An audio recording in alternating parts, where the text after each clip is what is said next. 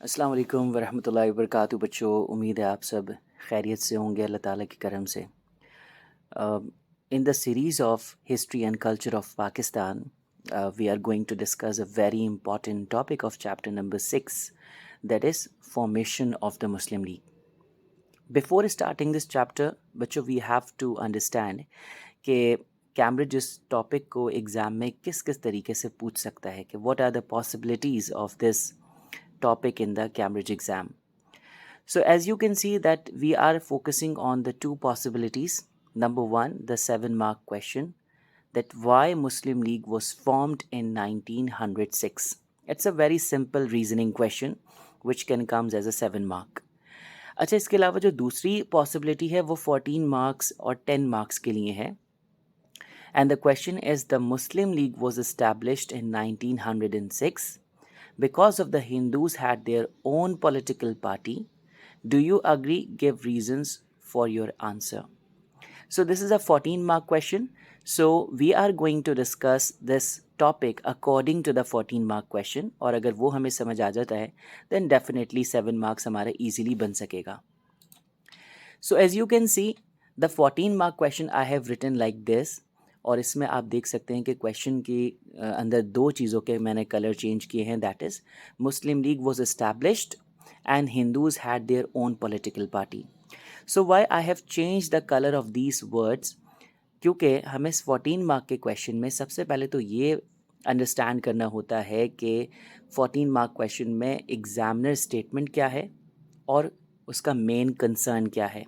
मतलब हमारी जो मेन चीज़ जो हमसे पूछी गई है वो क्या है, और एग्जामिनर स्टेटमेंट मतलब एग्जामिनर ने कौन सा फैक्टर दिया हुआ है क्वेश्चन के अंदर, वो उसको हमें पता लगाना होता है. तो इस सवाल में हमारा जो मेन कंसर्न है वो फॉर्मेशन ऑफ मुस्लिम लीग है, that is Muslim League was established, और Hindus had their own political party जो है ये हमारी एग्जामिनर स्टेटमेंट है. अगर हम इसको समझें तो एग्जामिनर हमसे ये पूछना चाह रहा है कि भाई क्या मुस्लिम लीग इसी वजह से फॉर्म हुई क्योंकि हिंदूज़ की एक अपनी अलग पॉलिटिकल पार्टी थी. तो अब देखें, हिंदूज़ की एक अपनी अलग पॉलिटिकल पार्टी है, ये क्या है, एग्जामिनर स्टेटमेंट, और मुस्लिम लीग वॉज एस्टैब्लिश्ड, ये हमारा मेन कंसर्न है. Now as you can see that the marking scheme हमारे पास है यहाँ पर, और आप देख सकते हैं कि I have inserted the 4 circles which are indicating the 4 paragraphs. Number 1 paragraph is INC Hindu dominated party. पहला पैराग्राफ हम डिस्कस करेंगे कि इंडियन नेशनल कांग्रेस जो कि एक प्योरली हिंदू डोमिनेटेड पार्टी थी वो क्या कर रही थी, और ये एक कैसे रीज़न है मुस्लिम लीग की फॉर्मेशन का. Number 2, Arya Samaj movement which was started in India. Number 3, the success of Shimla deputation. And number 4, the success of labour party in the Britain. So these 4 reasons are the main reasons which contributed in the formation of Muslim League. So we are going to discuss the first reason, that is INC Hindu dominated party. If we see that the Indian National Congress which was formed in 1885, तो शुरू में Indian national Congress ने क्या claim किया था कि they are the representative of all the Indians in front of the British. लेकिन after some time हमें ये पता लगने लगा कि the Indian national Congress was a core supporter of the Hindus, और वो सिर्फ हिंदूज़ के इंटरेस्ट को ही बैक कर रही थी, और मुस्लिम्स की जितनी भी डिमांड्स थी, मुस्लिम्स के जितने भी कंसर्न्स थे, उनको इतना ज़्यादा हाईलाइट नहीं किया जा रहा था. Take the example of the Hindi Urdu controversy which was started during the time of sir Syed. So हमने वहाँ क्या देखा कि Indian national Congress was backing the Hindi language, है ना. तो अब क्या होता है कि भाई ये क्लियर हो जाता है कि Indian national Congress is just a political party of the Hindus. तो इसका क्या इम्पैक्ट पड़ेगा मुस्लिम लीग की फॉर्मेशन पे? The impact is this realize the Muslims that they must have their own political party which support the Muslims. So ये बात भी ध्यान में रखनी है कि we have to make the link, the impact of every paragraph with the question's main concern. हमारे सवाल का मेन कंसर्न है मुस्लिम लीग की फॉर्मेशन, तो हर एक पैराग्राफ में हमें ये रिफ्लेक्ट कराना होगा कि जो पैराग्राफ हम बना रहे हैं what it has concern with the formation of the Muslim league. Second reason is the success of Shimla deputation. अब हमने ये देखा कि अपने प्रीवियस टॉपिक में इन अक्टूबर 1906 जो 36 मुस्लिम डेलीगेट्स थे विच वर लेड बाय द सर आगा खान और वाइसरॉय लॉर्ड मिंटू से जब वो मिलने गए, they put all there demands in front of the viceroy Lord Mintu. ठीक है, अब क्या होता है कि all the demands were accepted. अब वो मिंटो तो एक्सेप्ट कर लेते हैं, वो कहते हैं कि भाई मैं आगे इसको फॉरवर्ड करूंगा ब्रिटिश पार्लियामेंट के अंदर।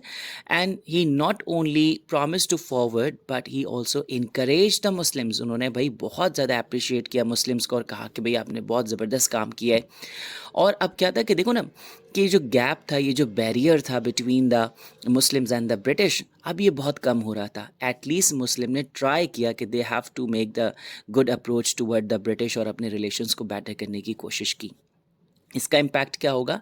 This encourage the Muslims that they can put there demands in front of British but before they need a political party. अब वो अपनी डिमांड्स ब्रिटिश के सामने रख तो सकते हैं, लेकिन क्या हर किसी को अलाउ होगा कि वो ब्रिटिश के सामने अपनी डिमांड रखे? No, the political parties has the right to represent a community. सिर्फ पॉलिटिकल पार्टीज़ ऐसी होती हैं कि जो किसी कम्युनिटी को, किसी ग्रुप को रिप्रेजेंट करें। तो मुस्लिम ने सोचा कि भाई इसके लिए हमें एक पॉलिटिकल पार्टी हमारी होना ज़रूरी है। नंबर थर्ड अगर हम देखें तो आर्य समाज मूवमेंट हमें नज़र आता है। और आर्य समाज मूवमेंट बेसिकली क्या है? एक किस्म की ये एक शुद्धि टाइप की मूवमेंट स्टार्ट की थी।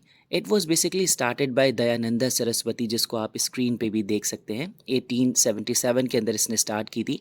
And the main purpose of this Arya Samaj movement, basically Arya Samaj का मतलब क्या है? It's a Sanskrit word Arya Samaj which means the society of the nobles. अब इसको दयानंदा सरस्वती ने क्यों स्टार्ट किया था? To purify the India. He aimed to purify Hinduism of some of the pure impure practices which had fallen into। ठीक है, अगर हम इसको बहुत इजी तरीके से देखें तो भाई आर्य समाज का मेन कंसर्न ये था कि वो नॉन हिंदू एलिमेंट से प्योर करना चाहते थे इंडिया को, और इसके लिए ही started the forceful conversion of some weaker Muslim communities.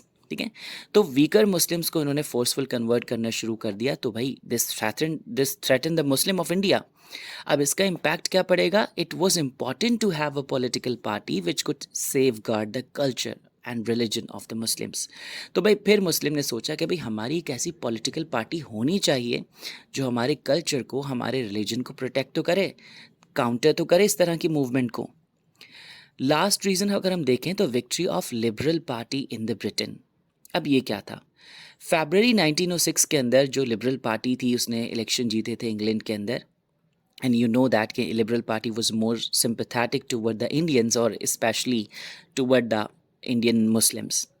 तो भाई अब this was a golden chance. Muslims जो है वो अब इस लिबरल पार्टी के सामने अपनी डिमांड्स रख सकते थे और वो पूरी भी करते।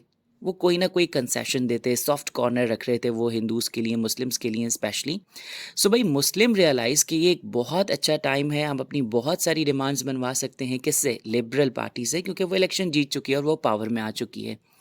सो दैट्स वाई बच्चों वी कैन से कि भाई इसका इम्पैक्ट क्या होगा? Muslim realized it was time to think of making a political party because the INC had not been sincere toward them.